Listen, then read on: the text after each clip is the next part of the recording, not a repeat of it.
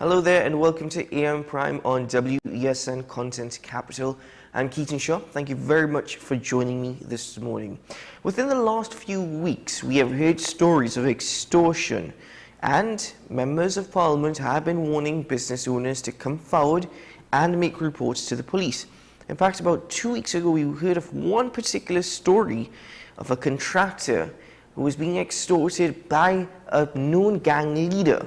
At least that is what has been reported, for money, protection money that is, and to even hire members of his own gang. Now, what has happened since that report went public in the daily newspapers, not entirely sure, but the issue of extortion on a whole is not something that we've necessarily hearing for the first time. In fact, to speak more on it and the history of the extortion, and when I say history of extortion, we'll get into that in a very moment as I welcome my guest, the President of the Joint Consultative Council, Mr. Fazir Khan, and he is with us via Zoom. Good morning, sir. Welcome to the program. Good morning. Good morning. Thanks for having me. Well, thank you very much for joining me, sir. You're quoted as saying that the issue of extortion, well, this problem has a history. What do you mean exactly by that? Yes, so this has been going on for quite a while. I would think after the 1970s, when we came into the oil boom, and there was a lot of money, a lot of construction going on. The contractors venturing into various areas would have to face the problem of dealing with what is called community leaders. And we all understand that that is a euphemism for, I would say, not in all cases, but gang leaders to some extent. Now, what has happened over the last 20 years is that contractors would have built into their pricing some sort of allowance for hiring people from various areas that they venture into. And these people are not necessarily, but not all of them, but they are not necessarily qualified or has expertise in construction, whether it be labor or skilled, right? Now, that may be a natural thing for a contractor to do, to try and work with a community.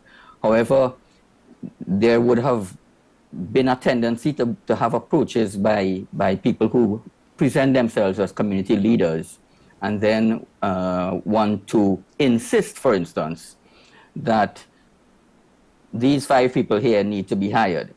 No, it doesn't matter whether they work or not. And that is where we started on the slippery slope of extortion. And fast forward to present day, there is now a situation whereby it has gotten so bad that there may be competition between different gang leaders to criminal elements to capture the area within which there is a project, and they would then have a little war about who is really in charge, and the resulting situation of that is increased crime in the area. And we have seen this on several sites. That is a complication that just makes the entire situation worse.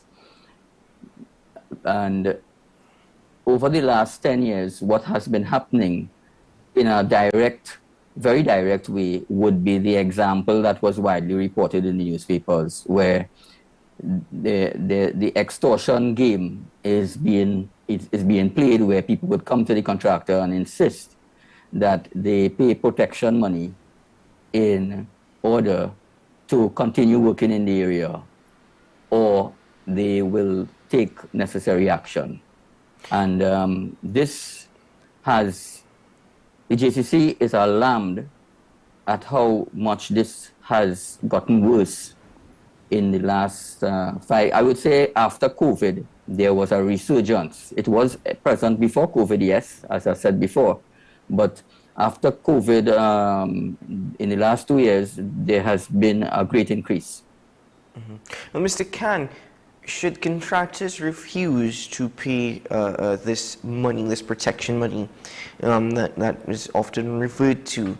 And again, in the instance of this one contractor who refused to pay and actually came public with the information to the press, not specifically that contractor, but generally, what are the situations that they may face if they refuse to cooperate or comply with gang leaders basically requesting protection money, or quote-unquote protection money?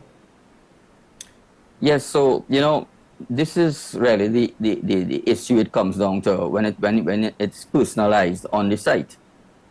So it's one thing for anyone, including myself, to take a position that in order for us to have a more lawful society, everyone should refuse to pay any sort of protectionism type of money and make reports to the police and let them do their job. Now, in the real world, contractors have to deal with this situation very carefully, and they take various steps. It is the reason why we are here now, where it was a very small issue of hiring 1 or 2 people from the area or outside the area on the insistence of someone who is purporting to afford protection. And there is another level when one says you have to pay X $1,000 per month for absolutely nothing but the idea of protection. So the JCC official position would be, in order for us to have a more lawful society, contractors should resist this. But we understand that it is specifically a real threat to them. Now, what the industry has done in order to combat this is we have used technology whereby you would have seen even in that report, almost every construction site in Trinidad, large to medium construction site, and even small ones have cameras, so for instance. So there is now cameras do not protect all recording devices. Any recording devices do not really protect or a person while the event is happening in terms of the criminal element. What it does, it allows us to provide evidence to the police. And this is a mantra that is coming from the Trinidad and Tobago Police Service. Say something, report something, and help us provide evidence in order that they could fully prosecute the criminal element. So contractors have been doing, I would say, the construction industry, because the JCC represents everyone that's connected to the construction industry, and all of us find ourselves on site. So we're talking about architects, engineers, not so much planners, but the contractors as well. So a site comprises not only contractors, but other persons in the industry as well, and everyone is now exposed to a very serious risk of being confronted with people with different levels of threats, from cutlasses to guns. And that is an untenable situation in the industry right now. It's we understand it is almost untenable in the wider community, but in speaking about the industry, we can simply say that it has become very much unacceptable as to the level of crime that is out there, because contractors see construction sites, especially the remote ones, as being very vulnerable to this sort of activity.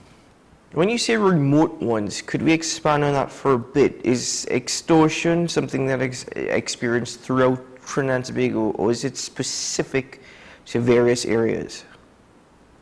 Yeah, so as as if you follow the reports, as I'm sure everyone in Trinidad does, you would see that these extortion rackets occur everywhere. The one that was widely reported in the last 2 weeks was in the East-West corridor. Now, our understanding of the extortion racket is and general criminality, and then I want to say that we are not at all experts in any of this. This needs to be addressed and answered at the level of the Minister of National Security. However, our understanding is that, based on the information coming back to us, is we have sites, both private contracting sites and government contracts, scattered all over Trinidad and Tobago, and some of these sites are remote. So essentially, there is a free-for-all in terms of anyone wanting to come up to our site and then get away easily without having to confront a chase that is less likely to happen in a remote site than someone picking up the phone after they've been accosted on a site in one of the cities of Trinidad and Tobago. Mm-hmm. Now, also, something that you spoke about earlier on in regards to having to hire gang members, is that often the case where contractors are placed in a position where they feel as though they have no other choice but to have gang members or anyone affiliated or associated with a gang made legitimate employees on the site? Yes, it is a difficult choice for them to make. I mean, I was talking to a contractor up to yesterday. This contractor is based in, what would that be, Naparima. And he has sites all over South Trinidad. And when there was some insistence that he provides, raises his security level, and his response and story was that, well, he had an approach from an individual who called the name of a guy who controls the area, and he would need to meet and treat with that guy in order for him to continue to have a free site in terms of being able to work without interruption. And that is the sort of thing that they faced with. Now it begs the question, okay, so when you get this information, you should immediately go to the police. That would be the advice any reasonable thinking person would make. But these threats also come home to the contractors or to the project managers or to the foremen. There are instances where in the Arima area recently, and this one was reported in the Waterfield area, where a person was shot, I believe killed, and that had to do with construction in a nearby development, where the contractor sought to employ this person who presented himself as, well, you know, I understand everything in the community, and if you employ me, well, it will be okay. He was shot at his home.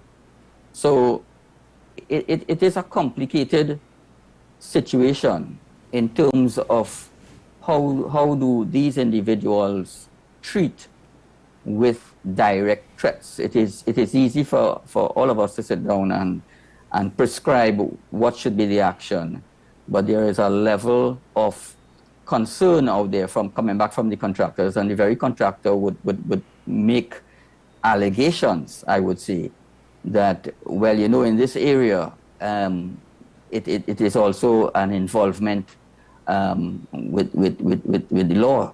So it's, you know, those sort of questions, allegations need to be taken with some salt, but also one cannot dismiss it based on what is going on throughout the country and in reports that we have that come to us all the time. You said, you said allegedly in some areas there's law enforcement involvement. So let's speak now about the JCC's approach to the police services and generally national security. I know you've made a call on behalf of your entire membership for creative thinking to really be, the one that challenges the issues of today in regards to security on a whole. Now, in that regard, is it that contractors do not feel confident? I know you've mentioned it's a matter of safety, even threats coming to their homes, whether it be to their families, etc. But in regards to the experience of contractors going forward to the respective services, obviously the police being the ones that are most formal, is it that they do not get the response that is necessary? Is it just brushed off? Or they never hear anything after a report is made? Yeah, so that's a good question. And what is coming back to us is a combination of all of those things. In the majority of cases, people do eventually make reports once there is a serious situation on a site. And those reports are taken at the nearest police station. And whether or not there is follow-up action, I cannot say that we always have that information. You see, the JCC's position is that security on a site is limited to petty thefts and that of that nature, and it has been so, and it is always so throughout the world. Now, when we face this level of criminality, whereby it seems to be a structured extortion game being played at many different levels by many different players, this is outside the remit of the contractors or the industry professionals. This is the remit of security professionals and the Ministry of National Security. So, whereas our job, so to speak, can be, look, report every single thing to the police. This is the arm that is charged with keeping all of us safe. We have also gone another step, and okay, this is the evidence. This is the video evidence. The police need to act on it. Not every time we provide that information, we are aware, because remember, that is not our job. There is more that transparency needs to come back from the police in terms of what is being done with respect to all of this, and feedback to the industry. Now, again, we are not professionals in this area, but the police's position may be that, well, look, it's an ongoing investigation and we prefer not to say anything until it's all tied up. So it is serious but complex, and we have looked at it as professionals who manage problems. I'm talking about being professional engineers and architects and so forth, right? We solve problems every day, and we understand. That is why we would have utilized the word capacity. If the Ministry of National Security doesn't have the capacity to deal with crime, now they don't have control over the criminal element impacting on the construction industry. And I'll limit my discussion to the construction industry. We understand it's coming from a wider perspective. Then we made the suggestion of having army posts in various larger sites, for instance. But what the essential generic solution to solving a problem like this would be to increase capacity. Now, last night I heard the Minister of National Security talk about extending the hours of people in the security service, in the TTPS and probably the Defense Force, in order to cover a wider area. Now that is his answer for capacity planning, or the organization matching its capacity with the work that is required, which is to quell the impact of crime. Mr. Khan, sorry to interrupt you. Forgive me, because I know you've made a suggestion and you've spoken about capacity. And going back to your comments about creative thinking as well, there's been a suggestion about using the Trans-Tobago Defence Force to secure job sites. The Minister of National Security responded by saying the police as well as the army are already securing construction sites. He says that police, however, do not always get the assistance they need to apprehend criminals. Quoting directly from the minister, he says there are victims or alleged victims of crime that do not collaborate. What do you make of these comments, the response by the Minister of National Security on the cause by the GCC to have Army or the Trans-Tobago Defence Force patrolling construction sites, securing construction sites? Well, as I said, the minister's job is not easy. These sites are all over. The sites that are most vulnerable are the ones that are remote. So I see the issue. Our feedback is that we are not seeing that on the ground. And the other metric that one can use is, has there been a decrease? I do not have the answer to that. The minister probably has the information. But the sense that we get coming back from our members is that has not abated per se. When an issue happens on a site, the site is shut down, and one can say that goes quiet for a while. But what about the other sites? All the other sites remain vulnerable. Mm-hmm. Now, moving forward for a moment, because you made a comment about early on in the interview about contractors actually having to incorporate within their proposals the cost of this protection tax in their project costs over the period or the duration of the actual project. If you were to estimate how much this is costing, well, I suppose the Republic of Trans-Tobago, because at the end of the day, that's whom contractors get paid by, the government, how much roughly of these projects could you say does the final cost come from protection money, protection tax?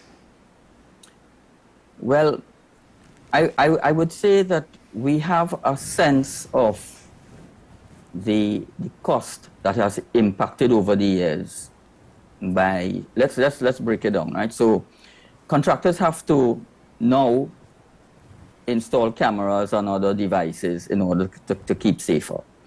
They also have generally increased their own security on the site. And that has accounted for between 2 to 4% of construction costs as we see it now in the industry. On top of that, we have the hidden cost, where the indirect cost, where when an incident happens and the site has to shut down, someone needs to pay to have the contractor keep material there and equipment there, for instance. There's a cost anytime we shut down a site or a site is shut down. So these could escalate to as high as 10%. I hazard a guesstimate, because we have done some numbers, that it is costing the country anywhere between 7 and 10% of the overall construction costs that being expended in the whatever is budgeted for and actually expended in the year. Mm-hmm. Well, Mr. Khan, my final question to you: do you suppose that the normalization of these so-called community leaders, do you think that and this is something that we've heard for years and years and years, that they've been, even community leaders have come out and spoken that they've gotten HEC contracts, they've gotten URP contracts, and that's just one aspect. Do you think the normalization of these community leaders, and in some instances, them being funded by the state through contracts and projects, has led to this extortion racket, this extortion ring, just becoming more and more widened across the nation, more and more prominent across construction sites? Well, what I've said is that successive governments have utilized the term community leader and in effect has normalized that situation where one would think that a community leader has some say in what goes on in the community. Now, that is all well and good if it's all legal and above board. I'm certain there are community leaders that do that, but as I said, it sometimes is a euphemism for this is the guy who, the gang leader, the guy who controls the area. That's another euphemism. To say that I have no data to say that gang leaders get contracts, right? So I will stay far away from that response. However, I would also, on a positive note, say that with the procurement legislation being fully implemented, a lot of people are complaining about how much information they have to give in order for them to give to the OPR, in order for them to be legitimately in the system.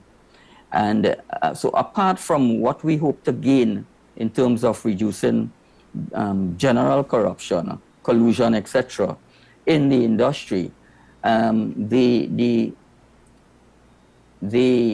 having to register and produce many legal documents would also address the possibility of the criminal element legally infiltrating the state and having access to state funds. Mm-hmm. Well, Mr. Khan, I want to thank you very much for joining me this morning on the program. I thank you for taking the time for this extensive conversation. Well, I can only hope that all that you've said has fallen within the realm of the right ears this morning. I hope that they've listened, and I hope something is actually done about it. And because, I'll be honest with you, Mr. Khan, I hope that this is not a conversation that has to be ongoing for another 5 to 10 years. I know that you've said over the last 30 years that this has been a situation, but particularly after the COVID-19 pandemic, you've seen increased threats, I suppose. So I really hope that the next time we speak, it's on a bit more of a positive note. Thank you very much, sir, and all the best to you and to your membership. Thank you for having me. Take care. Take care. That was Mr. Fazir Khan, the president of the Joint Consultative Council, joining me on AM Prime this morning.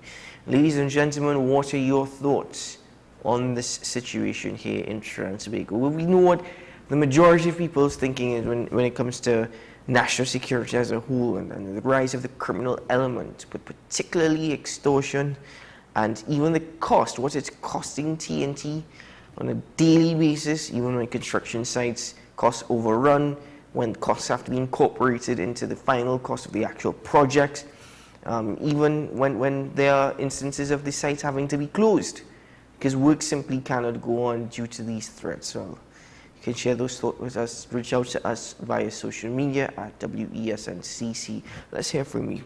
Anyway, ladies and gentlemen, let's take a quick break here on the program.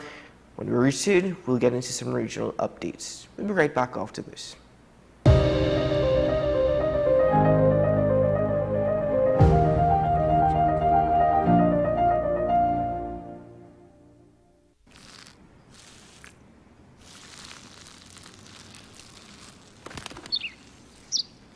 Maybe he landed here totally by coincidence. But if by chance he's admiring your fresh coat of Benjamin Moore soft sky blue, well, that's a pretty high compliment. Coming from an expert. Let The Home Store, turn your house into a home you love. Get everything you need to give your home that special look and feel. We offer household items, lawn and garden, paint center, hardware, plumbing, lighting and electrical, toys and storage solutions. 5 convenient locations: 6th Avenue Barataria, The Falls at Westmore, Pennywise Plaza Shoguanas, C3 Center Branch and C3 San Fernando. Check out our Facebook page for more information and come visit us today. The Home Store, turn your house into a home you love. From Maracas Bay to Arafita Avenue and Piaco, Richard's Bake and Shag brings the world's most popular fish sandwich closer to you. Open daily at all our locations. Take some time for yourself or spend some time with the family at Sandy Point Village Hotel. Enjoy our various studio and suite apartments, self-contained with their own kitchenettes and Wi-Fi. We also have our famous 100-foot swimming pool and our beachfront restaurant, the Steak and Lobster Grill. And our location in Crown Point puts us near the center of activity from the nylon pool to the local nightlife. Call us and make your reservations at 639-8533, 389-2378 or email us at sandypointvillagehotel@gmail.com.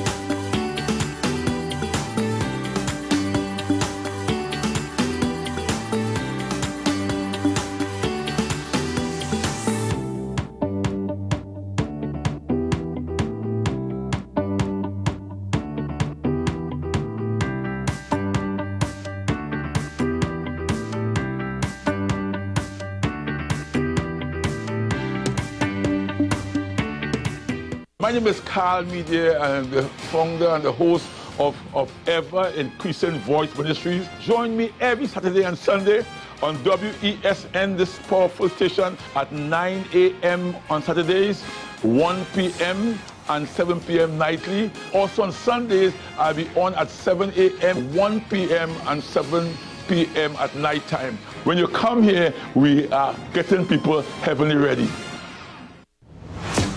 Is it politics? What is it? Is it that nobody cares about sports? The kind of support that sport used to get in the past is no longer here. The thing is, taking a knee doesn't mean that that's the only thing you're doing on it. Right. Taking a knee along with other stuff. Samantha, what are you looking forward to when you return home to Trinidad and Tobago after winning the title?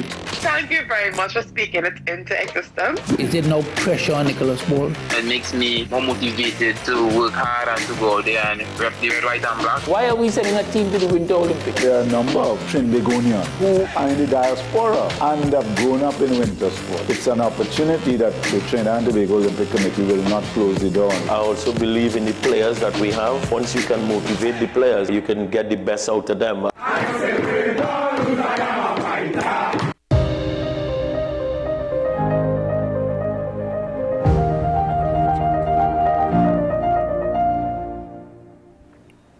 Welcome back to the program, ladies and gentlemen. We're getting into some regional updates now. This morning we're focusing on Ghana and the Presidential Commission into the inquiry into the Medea dormitory fire continued, and we recall that tragedy that took place in Ghana where the dorm burnt down. So many girls and young children lost their lives.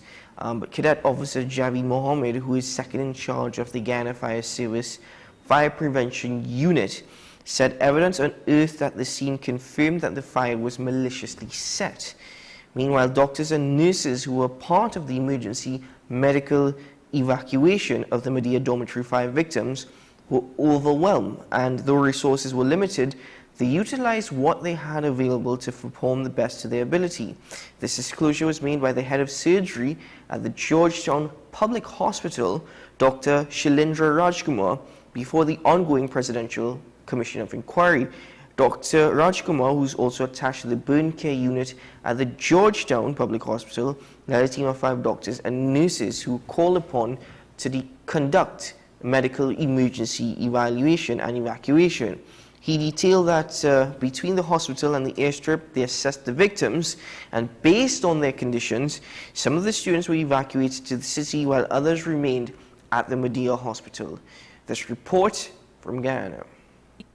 Minutes after midnight on May 21, a fire broke out at the Madhya Secondary School dormitory, claiming the lives of 20 students, 19 girls, and a 5-year-old boy. It was stated that the fire was set by one of the students, and that teen girl has since been slapped with 20 murder charges. The Ghana Fire Service believes this theory to be true. This is according to Cadet Officer Javed Mohammed, second in charge of the Ghana Fire Service Fire Prevention Unit. Mohammed appeared before the Presidential Commission of Inquiry into the deadly Madhya dormitory fire on Friday. In his sworn testimony, Mohammed told the commission, which is chaired by Major General retired Joe Singh, that he traveled to the scene twice just to confirm the rumors that the fire was maliciously set. What led you to the conclusion that the fire was maliciously set? Okay. So due to the fact that there was a V pattern in the area, it indicated that the fire was indeed started there. However, upon investigation, we checked through the charred remains and you could see the severity of the burns. And due to the fact that there was no external heat source, like electrical, that fire needed human intervention to start.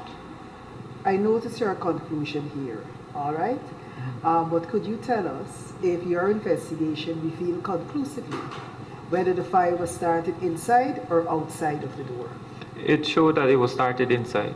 In response to questions by attorney Kioma Griffith, who is leading evidence into the commission, Mohammed confirmed that there were no fire alarm or smoke detector system in place at the time of the fire, and all of the windows and doors were grilled. The last inspection was conducted at the dormitory in February 2023, he said. Firstly, we went back into the scene and we formed grids in the dorm. And 2 feet by 2 feet grid, and we thoroughly sift them with 3 sieves. When you say grids, what do you mean? Grid is a particular area of debris that we measure off 2 feet by 2 feet and sift through it. And sift through it. And to look for anything that may be used to start the fire within that area. We did a total of 46 grids, and we, in the course of 2 days, and we sift through them and we found some objects that was taken to the forensic lab for testing. What objects did you find? We found bits of aluminum and a nozzle belonging to an aerosol can, a plastic nozzle, and bits of glass, and also we found a cell phone charger that was partially burned. Mohammed further told the commission that the Ghana Fire Service experienced difficulty in sourcing water and there was no close-by hydrants. But despite this, Mohammed maintained that the fire service was adequately prepared to respond to the tragedy and their best response was given. Mohammed is among 4 witnesses who testified before the commission as day 2 of the public hearings continued. Based on your, you work at Georgetown Hospital, but there are about a total of 10, 11 people responding to this tragedy. What was your overall assessment of the team at the time and what they were confronted with? I think they were overwhelmed. It was a lot more than they were accustomed to or they were prepared for. But I must say that with them being limited in their numbers and their resources, they did a pretty good job as dealing with the situation. And I think it was a difficult situation, but I think they did well. If you ask me, I think they did the best they could with whatever they had.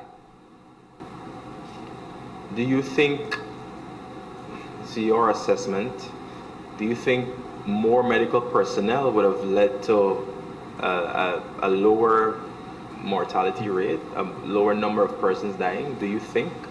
Could you tell us? No. To be honest, the persons who died in the fire, so medical personnel would not have helped there. I don't think much more medical help would have reduced the mortality, but medical help would for sure have helped in, because the staff was overwhelmed. They were asked to do shifts. They were 24 hours without sleep, and that's where additional help would have been of benefit. One of the things that I found was that was challenging was the numbers that were milling around that was not there, that was kind of distracting what the medical team, should be focusing on.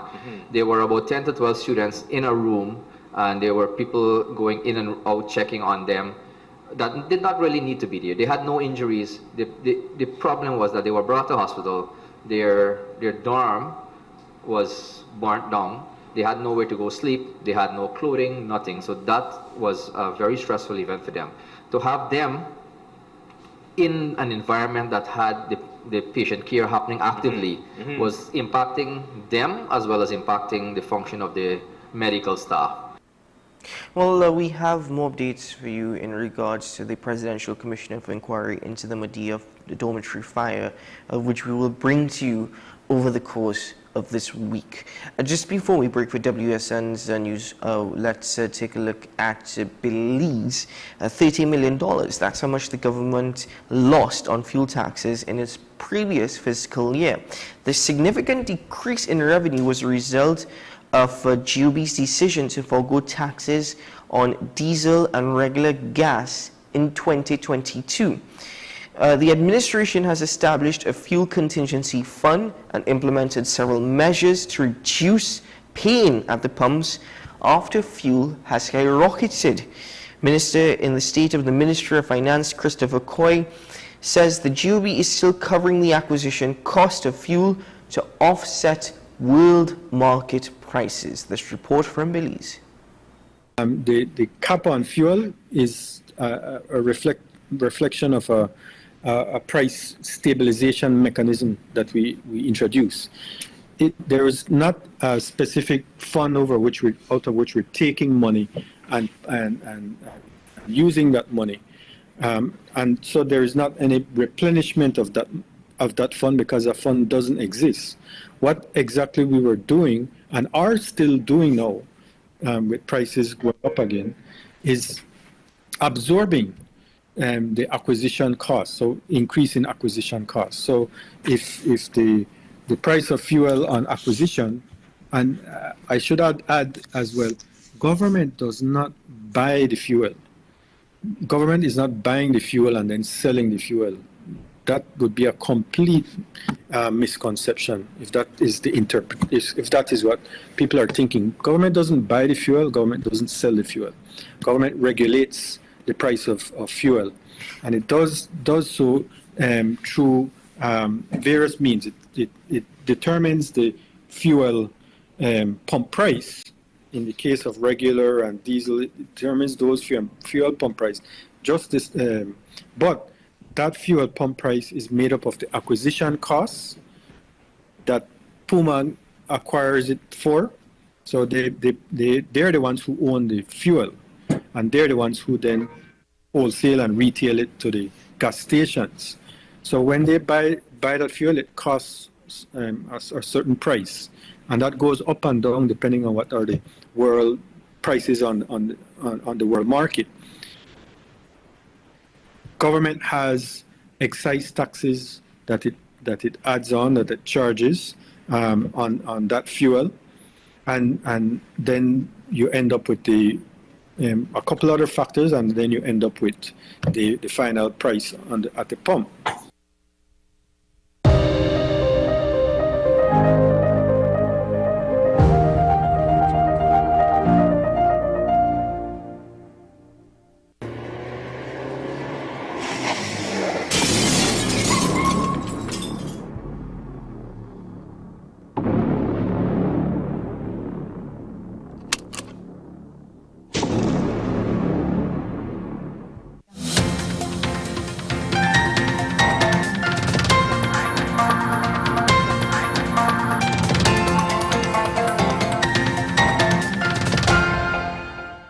Here is the WESN News on the Hour.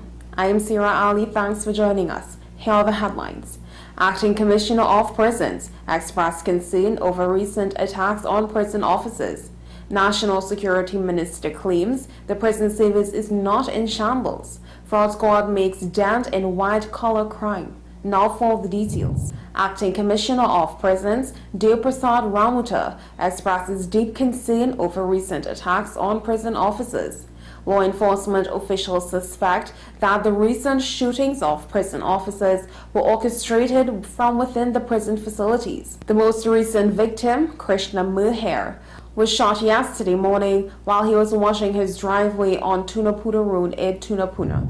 Minister of National Security, Fitzgerald Hines, refutes claims that the prison service is in a state of disarray. His statement came in response to remarks made by opposition member in Parliament for Naparima, Rodney Charles, who cited comments from the president of the Prisons Officers Association suggesting a troubled situation within the service. During discussions within the Standing Finance Committee on the Ministry of National Security on Monday, Minister Hines addressed questions regarding vacant positions in the prison service. He provided a breakdown of numbers, revealing that there are a total of 4,271 positions within the establishment, with 3,500 of these positions currently occupied. 2 persons were arrested and charged by officers of the fraud squad over the past 72 hours for various offenses. Randall Dillian Sahadil, an accounts clerk at the Law Association of Trinidad and Tobago, was granted bail in the sum of $300,000 on Thursday, 12 October 2023. He will next appear before the Port of Spain Magistrates Court on the 31st of October 2023. Sahadil was charged on the 12th October with 1 count of larceny and 12 counts of money laundering. The charges stem from a report of several routine checks totaling $385,295.32 made out to a company owned by Sahadil, with whom the Law Association of Trinidad and Tobago had no business dealings, and without the authority of the Law Association. The discrepancies were detected during a reconciliation exercise at the Law Association of Trinidad and Tobago, and a report was made to the fraud squad. Sahadil was arrested on 10 October 2023 following investigations by the TTPS. In a separate matter, Neil Luknanan, a prisons officer with 27 years of service, was granted bail in the sum of $100,000 and is scheduled to appear at the Port of Spain Magistrates Court on 22 November 2023. Luknanan was charged on the advice of the Director of Public Prosecutions after investigations into the submission of a fraudulent academic certificate in support of an application made for a promotion to the rank of prison supervisor. The certificate for a Bachelor of Science in Mechanical Engineering, purportedly from the University of the West Indies, was later found to be fraudulent. Luknanan was arrested during an exercise spearheaded by Senior Superintendent Grumi and ASP Samuel on 11 October 2023. In another incident, Davon Foster was denied bail when he appeared before the San Fernando Magistrates' First Court on Friday, 13 October. He will next appear on the 16th of October 2023. Foster was charged with 3 counts of larceny by trick by PC Jummett of the fraud squad on the advice of Superintendent Ruben and Sergeant Bassarat on 12 October 2023.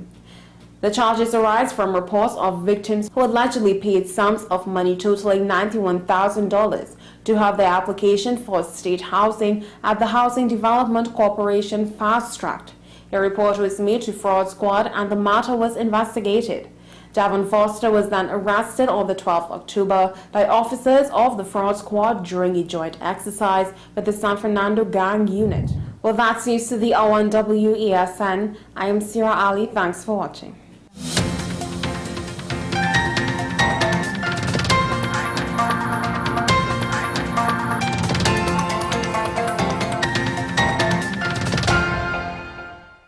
Since they were on sale, Laura bought these umbrella shoes without thinking.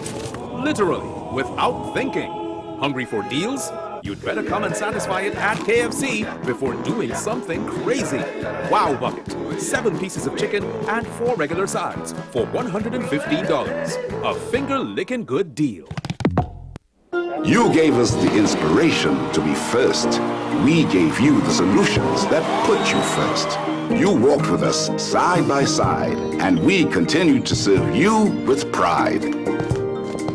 First Citizens celebrates with you 30 years of achieving dreams, shaping success stories, and painting brighter futures together. And together, we'll accomplish so much more. First Citizens, together, 30 and beyond. FanZone, your reliable, authentic supplier, has just gotten better. You can now visit our website www.fanzonett.com for your authentic wear and collectibles. The only place where you can use both your Visa debit and credit cards. Visit our website fanzonett.com to make your purchase today.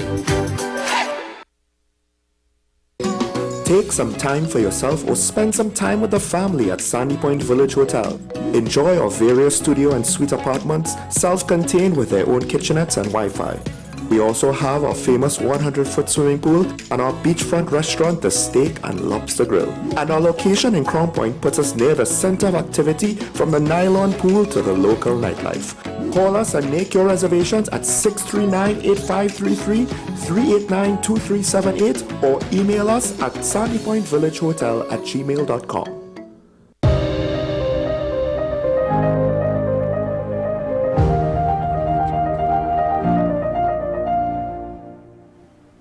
Welcome back to the program, ladies and gentlemen. We'll be welcoming our final guest in a moment or two.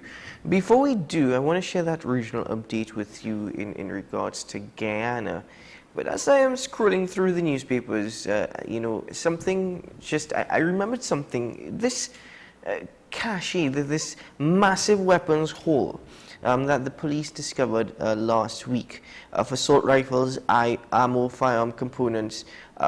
They were saying it's based off of intelligence. There was a big press conference at the police administration building in Port of Spain, and the commissioner of police says, based on our strategic plan, the violent crime reduction plan, where we are focusing on the retrieval of illegal firearms and ammunition, I've told the national community the police services capable of securing our islands. Now, went on to say that it was intelligence that led them to this hole, whilst they were searching for the suspects who were responsible for the shooting of the vehicle of a deputy commissioner of prisons. Here's my thing. All well and good. Congratulate the Trans-Tobago Police Service. I, as a citizen, am pleased to know that these guns are now off the streets. And I can only hope that they don't make it back onto the streets. But apart from which, nobody was arrested. See, intelligence sources are telling you that they have just all of a sudden, after a deputy commissioner of prisons officer's vehicle was shot at, his driver injured, your intelligence just tipped you off to suggest that this is where they're hiding all the guns. But nobody was arrested. Nothing else came out of it in terms of persons or perpetrators who are responsible for this actually coming off the streets as well. So that has me rather confused. I'm like, all right, cool, again, great, guns off the streets. But guess what? Nothing else will come out of it, because that's just how things work in TNT. That's just how things work. So nobody was arrested for that. And then another story this morning on a local newspaper is saying that the Housing Development Corporation says in the last 10 months, it has spent an estimated $4 million on security at its active construction sites to prevent extortion and other safety concerns. However, the corporation said it has not received any reports from its contractors of being extorted for the past 3 years. Okay, so you're being proactive and you're spending $4 million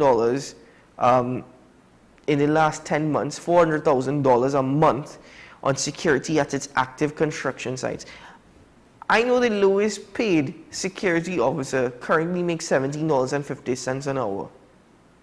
Right? That's the lowest grade. So $400,000 a month is incredible for construction sites. But apart from that, there have been no reports of extortions from any of the contractors over the last 3 years. So, just a preventative measure to spend $400,000 on? Man, sometimes I really wonder if I'm living in a real country, you know. Sometimes these things don't make sense to me. I don't know, maybe my brain is not functioning properly this morning. Somebody correct me if I'm wrong, please, in where I'm going with this. But whatever. Anyway, let's get back to the regional updates now. Let's get back to the regional updates because it's utterly frustrating sometimes. And I want to get back to this Commission of Inquiry in Guyana, the Presidential Commission of Inquiry in Guyana over the Medea fire. And this update says a report was prepared highlighting fire defects at the Medea Secondary School female dormitory. Top regional officials did not take any action, although they were told of its urgency, while others were not even aware of its content. So let's take a look at this report from Guyana. A Guyana Fire Service inspection was conducted at the Medea Secondary School in February 2023, and following this, it was determined that there were no fire alarms and no fire or smoke detectors in the building. As such, a series of recommendations were made to ensure that this is addressed in the event of a fire. And just months after, in May 2023, a fire broke out at the secondary school female dormitory, claiming the lives of 20 children. And Nesta Douglas, who was the regional education officer of Region 8 at the time, appeared before the Presidential Commission of Inquiry into the tragedy on Thursday. In her sworn testimony, Douglas said though she received the report highlighting fire defects at the Medea Secondary School dormitory and was told of the urgency, she did not review it. No action was initiated by your office in compliance with this report when you received this report. While I was there, no. No. Is there a reason why no action was initiated by your office following the submission of this report? Okay. All right. So, Mr. Scott delivered this report to me on the 7th of February 2023. I received them and I place it into my urgent DIP. I have DIP on my desk is organized, and I placed it there. When Mr. Scott brought the report, he said to me, sorry to be late, and let us see what we can do with the recommendation. So it was there, and I continue to work because it's a lot of work. We're always understaffed. Douglas told attorney Keoma Griffith, who is leading evidence into the inquiry, that the inspection report was among a series of others that were handed over to her at once. As a matter of fact, Douglas said she could not immediately hand over the report to her superior, the regional executive officer, Peter Ramatar, since he was out of the region at the time. For the region, what was urgent is for me to leave. That was urgent for... Listen exactly to the question Council is asking, because we need an answer to that. Just answer that. I believe perhaps later on, Council may give you an opportunity. But just answer this question. We need an answer to that now. What prevented you? I was preparing to leave. I was working on handing over my government quarter and handing over the Department of Education, because that was deemed as urgent. Douglas further told the commission that she pleaded for her 1-week transition period to be extended, but this was denied. During handing over the office, Douglas stated that she brought the urgency of the report to the Deputy Regional Executive Officer, Sean Britton. Britton took the witness stand before the Commission of Inquiry following Douglas. He said he received documents, keys, and other government property from Douglas when she handed over her office. But he was clear to state that at no point did Douglas inform him that the report needed urgent attention. If that report was brought to your attention by Ms. Douglas, what would have been your action? My first thing would have been to call the regional engineer. And the region is fortunate to have 2 engineers. So if one is in the field, another is at the office to deal with whatever issues may arise. Whoever is in office, I would have engaged them and ask them to do a site visit and prepare a bill, because part of my responsibility is oversight on budget planning and execution. So from looking at the bill of quantities, I'll know if it could be accommodated like immediately, and to see what our work program looks like. Are we doing anything at this facility now? Perhaps do not look at the trestle or the tanks or what have you. Pull the finances more to these serious issues that are mentioned here. Public hearings into the Commission of Inquiry commenced on September 15. To date, a number of witnesses, including officials from the Guyana Fire Service, as well as the Durham mother and father, have given evidence before the Commission. Again, any updates regarding this Commission of Inquiry you can view on AM Prime later during the course of the week. Continuing with regional updates this morning, heading across to Haiti, Kenya is deploying a force of 1,000 police officers to Haiti to fight criminal gangs. This is not necessarily news, but Kenya is not the first foreign intervention in Haiti. Brazil led a mission from 2004 to 2016 with a mixed outcome. Can Kenya succeed, though, where others have failed? What awaits them? This is a special report from BBC World. Let's take a look at it. Now, think of a country where its citizens are given machetes to defend themselves from gang violence, or where kidnappings and murders are on the rise year after year. That's how it's like in Haiti right now. The Caribbean nation has been plagued by gang violence for years, and the situation might even be worse now more than ever, especially after the assassination of President Jovenel Moise in 2021. Some estimates say that gangs control up to 80% of the Haitian capital, Port-au-Prince. In fact, the UN Secretary General Antonio Guterres called the crisis a living nightmare. And into that furnace, Kenya is sending about 1,000 police officers by January next year, leading a multinational force to help calm the chaos. But this mission is not like what has been done before. So why does Kenya think it will succeed where other countries haven't? One of the countries that left a footprint in Haiti is Brazil. Here's my colleague Mariana Sanchez. Brazil led the UN troops in the country, known as MINUSTAH, for more than 13 years. At the height of the operation, there were little more than 2,000 Brazilian soldiers on the ground, more than double the number of troops initially planned by Kenya. In the beginning, Brazil mixed the charisma of its soccer players with heavily armed military operations in the favelas. Any deaths during those actions suffered little public scrutiny. In 3 years, the areas were pacified. Despite the peaceful gains, though, the Haitian population seemed increasingly dissatisfied with the Haitian government's inability to provide quality of life and public services. Demonstrations began to break out across the country. Almost 6 years into the mission, it was clear to both Brazil and Haiti that Haitian police forces were unable to take command of the area on their own. And then catastrophe and controversy hit. Soldiers were accused of rapes, an epidemic of cholera was spread by troops from Nepal, and there were widespread reports of human rights abuses and unnecessary bloodshed against civilians. Kenya's police force itself is no stranger to accusations of human rights abuses, but the government has denied any involvement in such activities. So how well prepared are Kenya's 1,000 police officers to do any better? Kenya has previously sent its army on other peacekeeping missions like in Somalia, where it says it has successfully helped with political and state-building processes since 2007. But critics say that Haiti is nothing like Somalia because of the terrain and the languages spoken, and also the fact that the police officers being sent are not as experienced. There's also the concern that local gangs in Haiti often have the support of local informants. Now, Kenya's mandate is 1 year, but what can be achieved within that time is yet to be seen, and whether the mission will be as long as Brazil's, perhaps with a little more success. That reporter from BBC News Africa. Moving forward with our final regional update this morning is coming from St. Lucia. St. Lucia's Prime Minister Philip J. Pierce stressed the importance of non-interference in a country's internal affairs during his visit to Venezuela.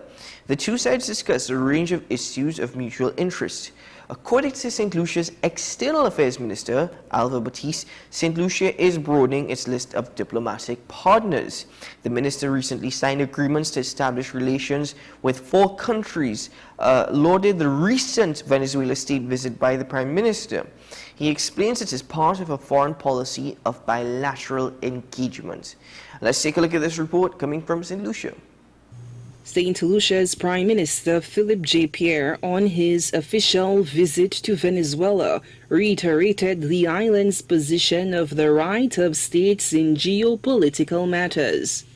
Speaking during an interview with the Caracas-headquartered television news network, Telesur, Pierre pointed out that St. Lucia and Venezuela have had bilateral ties since 1979, save for a brief official disengagement during the previous 2016-2021 UWP administration. Pierre, who noted that the friendship resumed after his party won the 2021 elections, underscored the importance of a country's right to national self-determination. We accepted the ambassador to our country, and then we continued that friendship that had been broken for a short while. We think that Venezuela has been a good friend to us. Venezuela has assisted us in many aspects of our life in St. Lucia, and we believe we like the courage of the people of Venezuela. It is our belief that there ought to be no interference in the external affairs of any country. We think every country and every people has its right to determine their friends, their future, and what policies they want for their people. We think it's a fundamental right for every country to determine its own internal affairs. So St. Lucia has taken a position that we will never support any intrusion in the internal affairs of any country.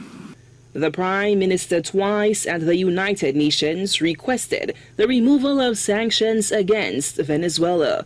He has also repeated calls to lift trade restrictions on Cuba, which continues to provide assistance to the region in education and health.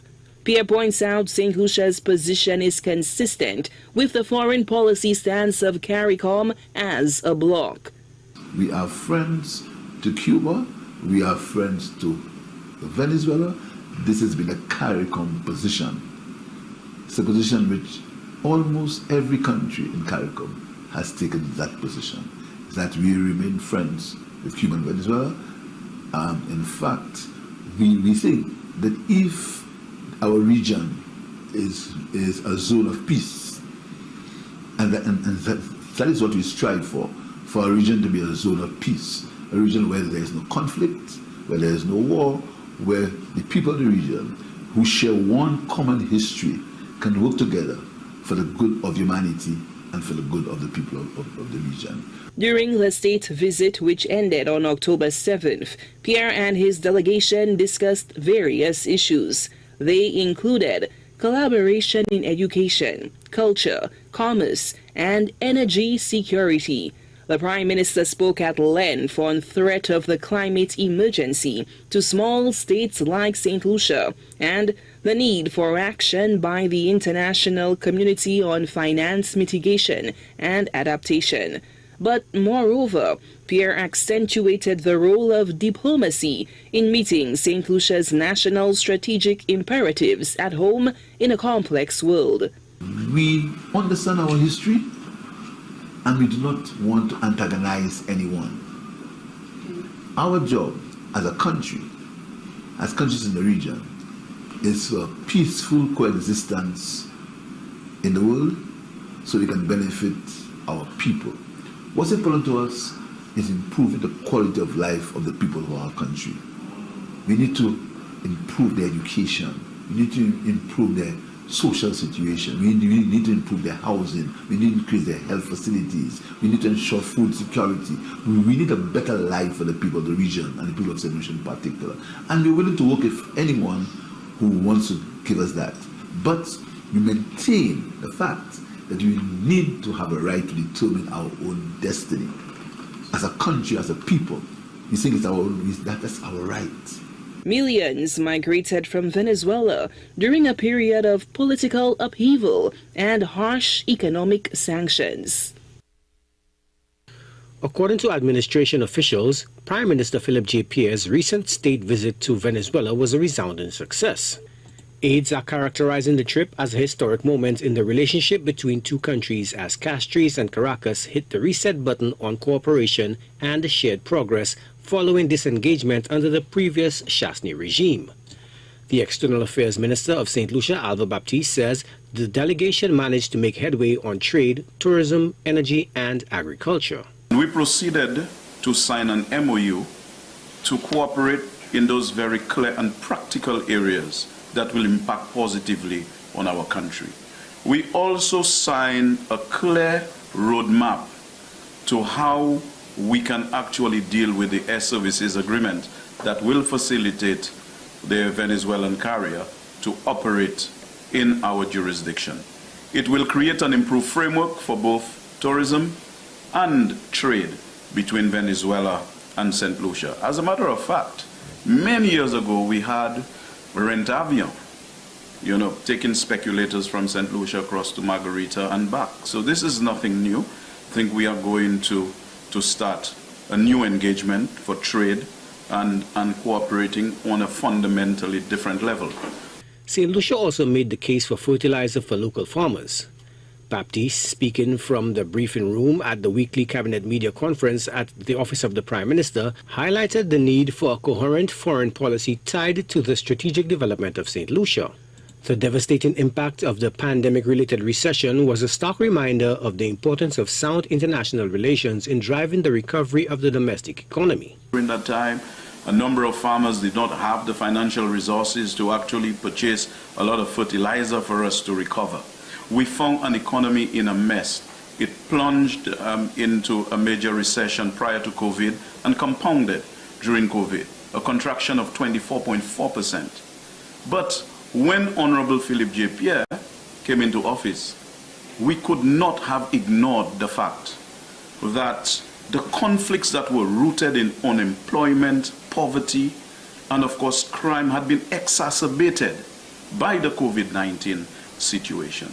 And so we are in a hurry to return this country to normalcy, to rebuild the economy of the country, to deliver greater services to the people of the country. And therefore, our trip to Venezuela is part of that effort to ensure that we return that economy to normalcy with lightning rapidity. While retaining strong bonds with traditional allies, officials say they are under no illusion about the need to forge ties with new diplomatic partners. Baptiste recently signed agreements to establish diplomatic relations with 4 countries: Sierra Leone, Liechtenstein, Andorra, and Kyrgyzstan. He also agreed to work with Ghana to conclude a cooperation agreement between the 2 countries. St. Lucia and Indonesia agreed to waive visa requirements for diplomatic and official passport holders and signed a cooperative agreement. Baptiste espouses the deft art of diplomacy in cultivating productive bilateral relations. We shall continue to strengthen our relations with our traditional friends like the US, Canada, and the UK. And of course, we are not weakening our relations. We are not turning away from the old, as the late President JFK said, but we are turning toward the new because our people are demanding more attention. But we are a small, open and vulnerable economy, and there are only so much that we can do. So we are aligning ourselves with persons who are going to assist us in developing the country. And Africa is an area that we must engage with, Asia, and so you would see activity in that regard, trying to cure the deficit in terms of the number of countries that we do not currently have bilateral relations with. So again, we are reaching into new areas, all in an effort to give the people of this country the best possible results. Officials believe these new relationships will allow St. Lucia to expand its global reach and strengthen its ties with countries in Africa, Europe, and Central Asia.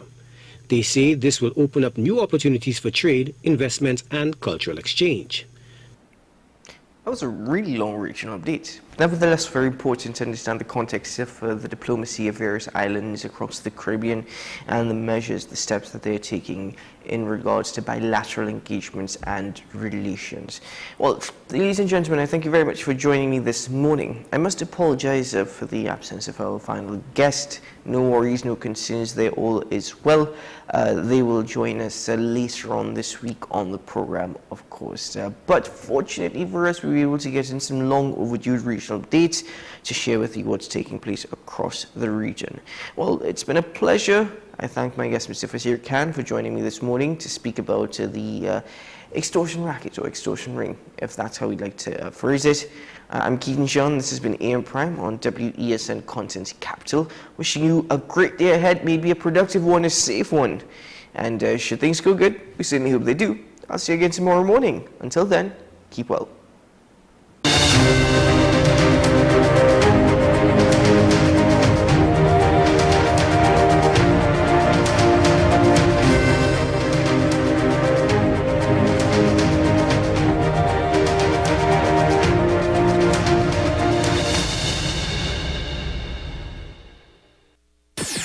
WESN.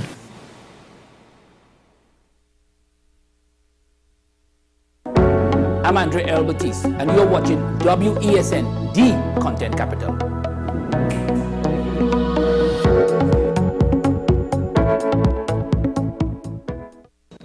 What's the best way to grab the attention of viewers? Please exercise more patience. You have to be kidding me. Doing what we do best. I'll say at the very least it's a conspiracy of laziness against the people. Join me, Keaton Shaw. And me, Sean Michael Small, for Talking Point. Weekdays from 8 a.m. to 9:30 a.m. We go in depth on the trending issues and engage the most controversial newsmakers as we get them to account to the people for their actions. You can't go to the government with nothing. You can't go to cabinet with an empty hand, with a wish.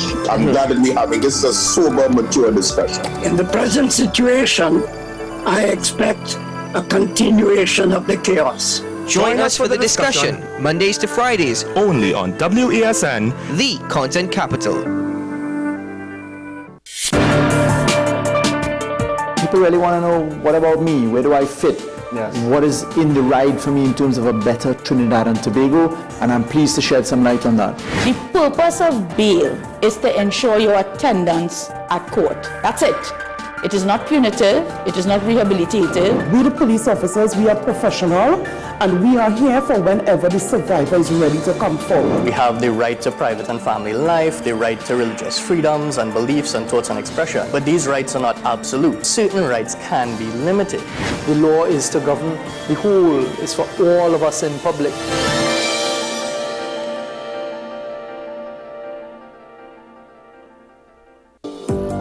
Join me, Sule A. Joseph, as I delve into the day-to-day psychological issues plaguing our society.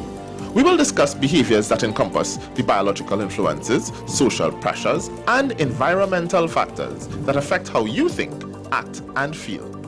Sight, Thursdays at 11:30 a.m., only on WESN, Content Capital. The issue, the continued rise in the price of flour and its impact on the cost of living in Trinidad and Tobago. How should we go about it? I want to ask you, what has been revealed to you about the state of vulnerability in the country because of this exercise and because of what we're going